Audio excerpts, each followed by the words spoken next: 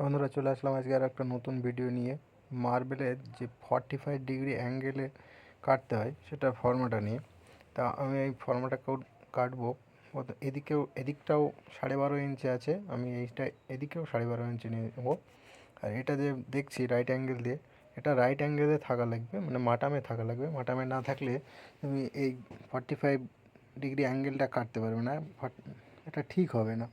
ওই জন্য আমি ওটা দেখে নিলাম। আর এটা কেটে দেবো। কেটে দিলে এটা 45 ডিগ্রি অ্যাঙ্গেল হয়ে যাবে। অনেক সময় বর্ডার লাগাতে যে হাতে যে বর্ডারগুলো কাটা হয়, কর্নার অনেক সময় ভেঙে যায়, চটে যায়।